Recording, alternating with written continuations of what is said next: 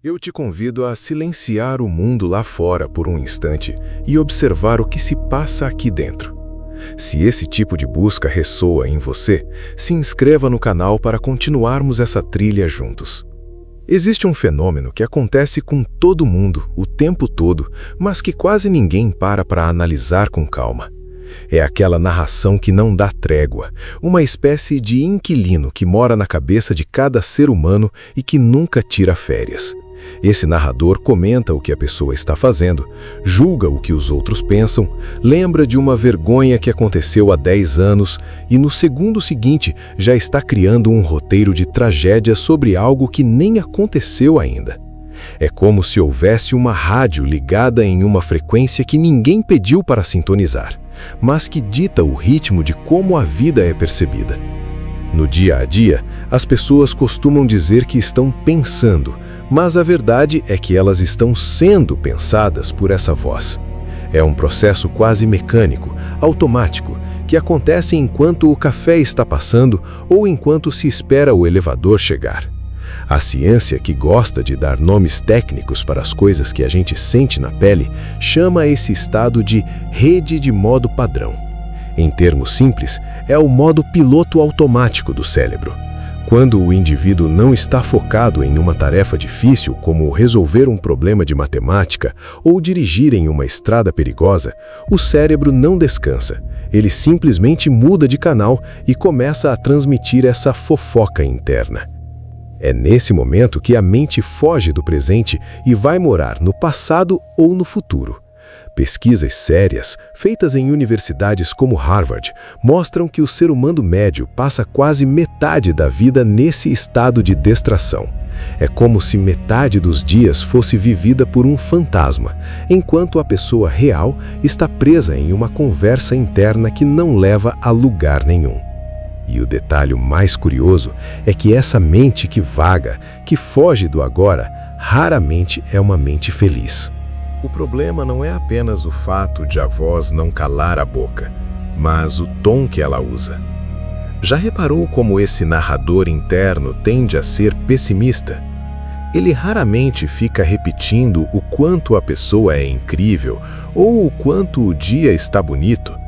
Pelo contrário, ele foca no e-mail que não foi respondido, no olhar torto do vizinho ou na possibilidade de algo dar errado no trabalho. Isso acontece porque o cérebro humano é o resultado de milhares de anos de pura sobrevivência. Para os ancestrais da humanidade, ser otimista demais era um risco de morte. Quem ficava admirando o pôr do sol sem prestar atenção ao redor acabava virando comida de predador. Quem sobreviveu foi aquele que estava sempre esperando o pior, sempre alerta, sempre imaginando um perigo atrás da próxima moita. O cérebro de hoje é o herdeiro direto desse sistema de alarme. O bug é que hoje não existem mais tigres dente de sabre nos arbustos, mas o alarme continua disparando por causa de um vácuo no WhatsApp ou de uma conta que vai vencer. Essa voz interna, que hoje parece um incômodo ou uma fonte de ansiedade, é na verdade um software de segurança muito antigo rodando em um hardware que já vive outra realidade.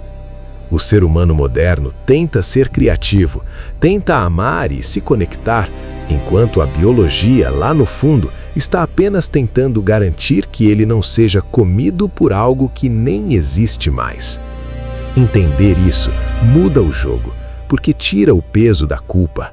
Aquela sensação de que tem algo errado comigo porque eu não paro de me preocupar, começa a se transformar em meu cérebro está apenas tentando me proteger de um jeito meio atrapalhado.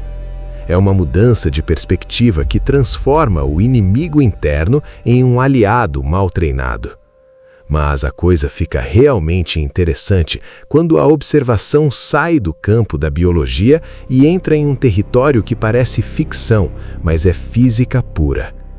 Existe uma fronteira muito fina entre o que se passa na mente e o que acontece no mundo físico. Durante muito tempo, acreditou-se que o observador era apenas um espectador passivo da realidade, como alguém que assiste a um filme sem poder mudar o final. Mas a ciência começou a notar que, no nível mais básico da matéria, as coisas não funcionam bem assim. Existe um experimento clássico na física que mostra que partículas minúsculas se comportam de um jeito quando ninguém está olhando e de outro jeito completamente diferente quando alguém decide observar. É como se o simples ato de prestar atenção fizesse com que a realidade escolhesse um caminho. Se o mundo lá fora, no seu nível mais profundo, reage à presença de quem observa, o que isso diz sobre a voz interna? E se esse narrador constante não estiver apenas comentando a vida, mas de alguma forma colapsando as possibilidades e criando o roteiro do que vem a seguir?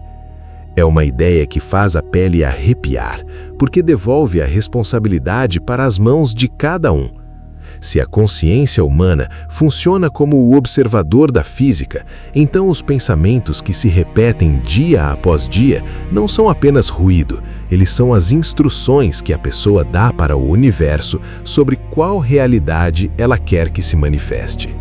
Não se trata de mágica ou de acreditar em algo sem provas, mas de entender que a mente é uma participante ativa na construção do que chamamos de destino. A maioria das pessoas vive como se estivesse amarrada no banco de trás de um carro sendo dirigido por essa voz automática e medrosa. O convite que a vida faz, de tempos em tempos, é o de passar para o banco do motorista. Isso não significa que o barulho vai parar ou que a voz vai sumir para sempre. Significa que a relação com ela muda. Quando se entende que existe uma diferença entre o pensamento que surge e a pessoa que percebe esse pensamento, abre-se um espaço de liberdade. É a diferença entre estar se afogando em um mar agitado e estar sentado na areia, apenas observando as ondas quebrarem. As ondas continuam lá, mas elas não têm mais o poder de te arrastar. Essa percepção de que existe um eu que observa o narrador é o primeiro passo para uma revolução silenciosa. A partir daí, o indivíduo começa a notar os padrões. Começa a perceber que aquela insegurança que surge do nada não é uma verdade absoluta. É apenas um caminho neural muito usado. Uma trilha que o cérebro aprendeu a percorrer porque foi o que ele fez nos últimos 20 anos. O cérebro é como um músculo que se molda conforme o uso. Se a vida toda ele foi treinado para focar na falta, no medo e na comparação, é natural que ele entregue isso de forma automática. Mas a biologia moderna trouxe uma notícia que mudou tudo o que se sabia sobre o ser humano. A capacidade de mudança do cérebro não acaba na infância. Ele continua sendo plástico, moldável e capaz de criar novas conexões até o último suspiro.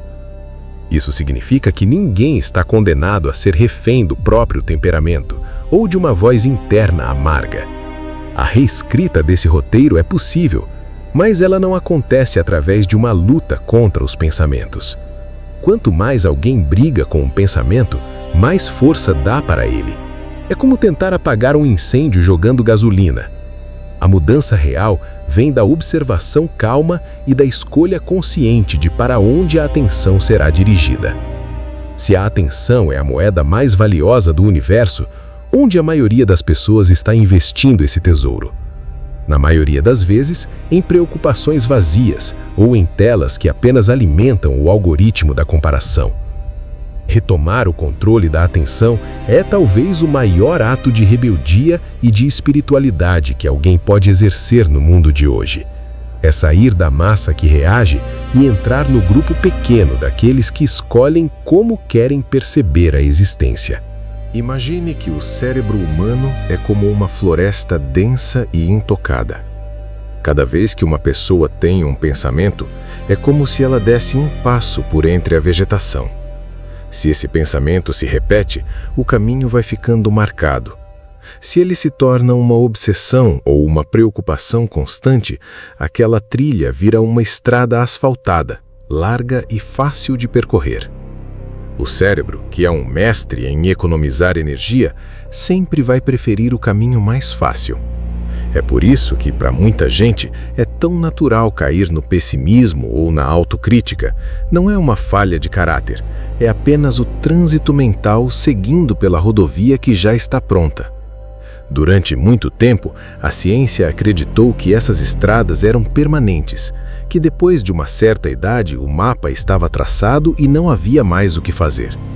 Mas a descoberta da plasticidade cerebral veio mostrar que o ser humano é, na verdade, uma obra em constante reforma.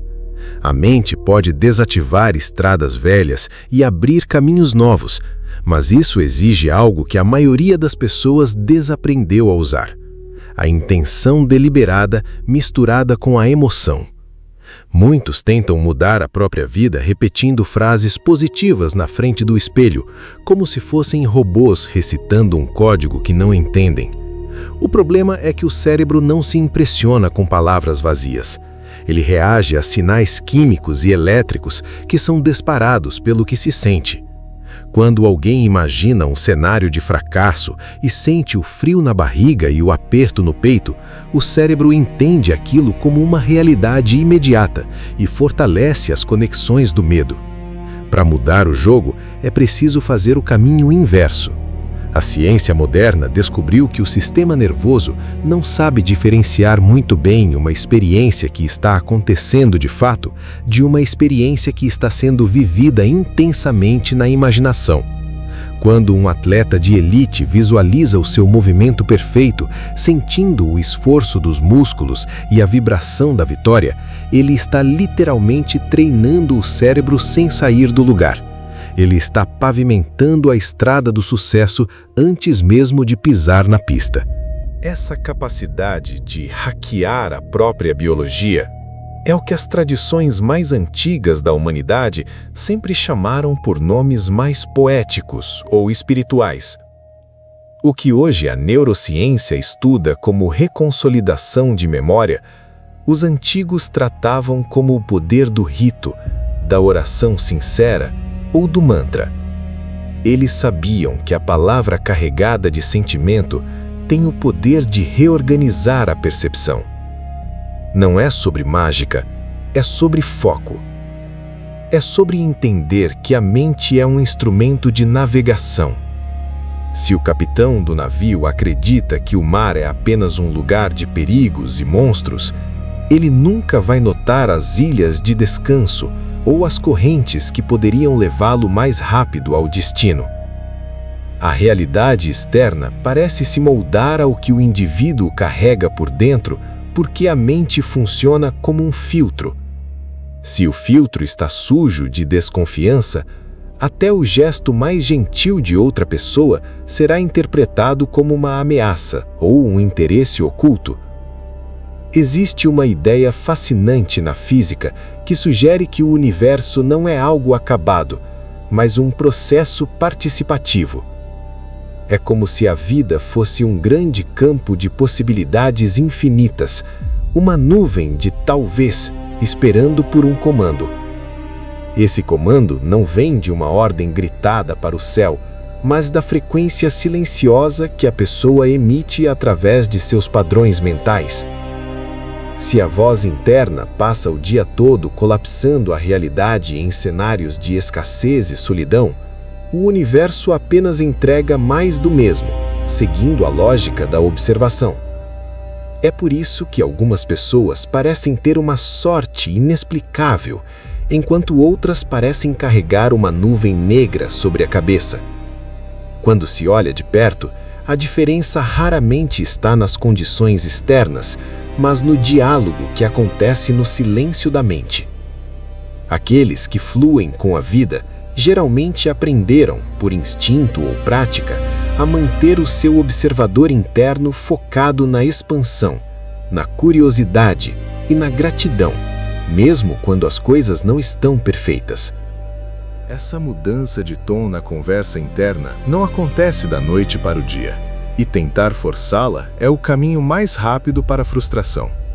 A transformação real é sutil e constante, como a água que molda a pedra não pela força, mas pela persistência.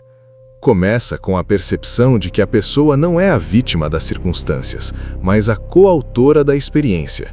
Quando surge um pensamento limitante, ao invés de lutar contra ele, o observador lúcido apenas nota sua presença. Ele entende que aquele pensamento é apenas um eco de uma estrada velha, um hábito biológico que perdeu o sentido. Ao retirar o combustível emocional dessa trilha antiga e começar a investir a atenção em novas possibilidades, a arquitetura do cérebro começa a mudar fisicamente. É como se os neurônios começassem a se apertar as mãos de um jeito diferente, criando uma rede de suporte para uma nova versão de quem se é. O que se chama de despertar nada mais é do que esse momento em que o indivíduo percebe que tem as chaves da própria prisão. A espiritualidade, nesse sentido, não é sobre fugir do mundo ou buscar estados de transe, mas sobre estar plenamente presente na simplicidade do cotidiano. É encontrar o sagrado no modo como se lida com um imprevisto no trânsito ou na paciência ao ouvir alguém. Cada pequeno momento de presença é uma oportunidade de reescrever o destino. O invisível, que muitas vezes parece distante, está na verdade costurado em cada detalhe da rotina. Ele é o pano de fundo que sustenta tudo o que é visível. Quando a mente se aquieta e o observador assume o comando, a fronteira entre o interior e o exterior começa a se dissolver. A pessoa percebe que o mundo não está acontecendo com ela, mas através dela. E nesse reconhecimento, a ansiedade dá lugar a um tipo de confiança que não depende de garantias externas. É a confiança de quem sabe que, independentemente do que aconteça lá fora, o centro de comando está preservado e lúcido, pronto para colapsar a próxima melhor possibilidade. Essa revolução silenciosa não exige grandes gestos ou mudanças drásticas de cenário. Ela pede apenas a coragem de sustentar o olhar para dentro por alguns segundos a mais. No meio da correria, entre um compromisso e outro, existe uma ferramenta poderosa que não custa nada e está sempre disponível: o ato de pausar e simplesmente notar. Quando o indivíduo para e observa a própria mente, sem se misturar com o que ela diz, ele quebra um feitiço de anos. É como se, de repente, o motorista percebesse que não precisa seguir todas as placas de sinalização que o medo colocou na estrada. Ele começa a perguntar com uma curiosidade quase infantil se aquele pensamento que está martelando é realmente uma verdade ou apenas um hábito antigo tentando se justificar. Esse distanciamento é o que permite notar que existe algo maior do que qualquer preocupação passageira, uma consciência que permanece estável enquanto os pensamentos vêm e vão como nuvens em um dia de vento. Na prática, essa lucidez se traduz em pequenos momentos de presença que vão sendo espalhados ao longo do dia. Ao acordar, antes mesmo que a mão alcance o celular para mergulhar no caos do mundo, existe um espaço de escolha. São poucos segundos onde é possível decidir qual será o tom da conversa interna daquele dia. Não se trata de fingir que os problemas não existem, mas de escolher de que lugar se vai olhar para eles. Uma mente que escolhe seus passos, mesmo que de forma imperfeita, é infinitamente mais livre do que uma mente que apenas reage aos impulsos da biologia ou das redes sociais. Com o tempo e com a prática, essa escolha vai deixando de ser um esforço e passa a ser a nova trilha principal do cérebro. Como um músico que treina suas escalas até que os dedos se movam sozinhos, a pessoa começa a notar que a voz interna mudou de tom, tornando-se uma aliada que aponta caminhos, em vez de apenas ditar sentenças. A grande revelação de tudo isso é que ninguém precisa lutar para calar a voz ou para se tornar uma pessoa perfeita e sem dúvidas. O segredo está em se tornar maior do que o barulho. É expandir a consciência a tal ponto que, mesmo nos dias nublados e nas noites de incerteza, exista uma parte interna que permanece inocada, sabendo que tudo o que é observado pode ser transformado. O universo, no fim das contas, parece ser feito muito menos de matéria sólida e muito mais das histórias que cada um decide sustentar e repetir para si mesmo. Ao mudar o padrão da conversa que acontece no silêncio do peito, a realidade ao redor começa a responder de formas surpreendentes, como se a vida estivesse apenas esperando por esse sinal de prontidão para mostrar suas cores mais vibrantes. O destino deixa de ser algo escrito em pedra e passa a ser uma obra aberta, uma narrativa que pode ser reescrita a cada novo momento de presença.